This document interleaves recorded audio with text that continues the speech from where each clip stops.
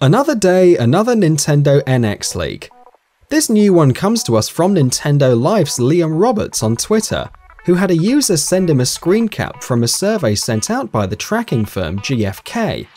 The leak seems to mention that the console will be capable of 4K video streaming, and that the Nintendo Network will be a major part of the system, allowing for gameplay sharing, as well as achievements and community interactions. The games will apparently have some kind of connectivity between the console variant of the system as well as the handheld variant, and will be 900p 60 FPS. While the last couple of Call of Duty and Battlefield games have either been set in modern times or well into the future, it appears those aren't always the most beloved settings.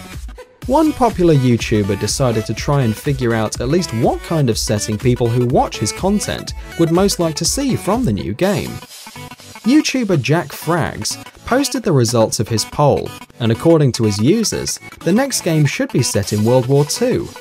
He does point out that he understands the 55,000 people who replied to his poll do not actually make up most of the Battlefield 5 fanbase. But it does illustrate that at least there is a real interest in seeing another game that is set during World War II. We don't yet know a ton about the 2016 version of Call of Duty, but we know that Infinity Ward is indeed working on the game. We also know the kinds of things it apparently wants to put in the game based on a recent job posting on the company's official website. Judging from the posting, it looks like Infinity Ward wants this particular iteration of Call of Duty to have a very good single-player campaign. In the past Call of Duty games, the single-player campaign has not really roped in fans, and for the most part, it is something that has been a big hit or miss. This time around, the company is looking for someone who can create compelling and immersive gameplay with memorable and impactful moments. The search for memorable and impactful content should make everyone hopeful for something they can enjoy in the campaign next time out.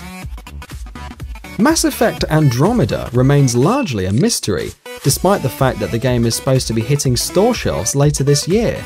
As an apparent sign that the game is indeed moving forward quite nicely, a BioWare developer recently took to Twitter in order to say he's played through the game's first hour. Although Cameron Lee wasn't spilling the beans about the actual content, he did provide more information than what we've seen so far. When asked whether or not he enjoyed playing his first hour, he said it was quite fun, mainly because he got to shoot things in the face. We'll just have to see how good the first hour of Mass Effect Andromeda is when it launches later this year. There is very little doubt that Fallout 4 is a massive game. The game is so massive as a matter of fact that it actually has a ton of content that hasn't even been used. Other pieces of content have been found that might hint at what we can expect to find in future content when the company eventually releases its DLC. Kotaku has managed to find out these little clues by finding the audio files that were in the game but not actually used. Apparently, the audio files center around one part in the game where you're supposed to be a fighter who earns caps for taking people down. The harder you fight, the bigger the payout, and the position of the player's ranking. These lost audio clips might just be something that Bethesda decided to go away from. It's also possible this is something that might be coming in the near future. While we still don't know a ton about Final Fantasy XV, such as when the game is actually going to be coming out, it appears we now know that there is going to be plenty of magic in the game as well as Magitech armor.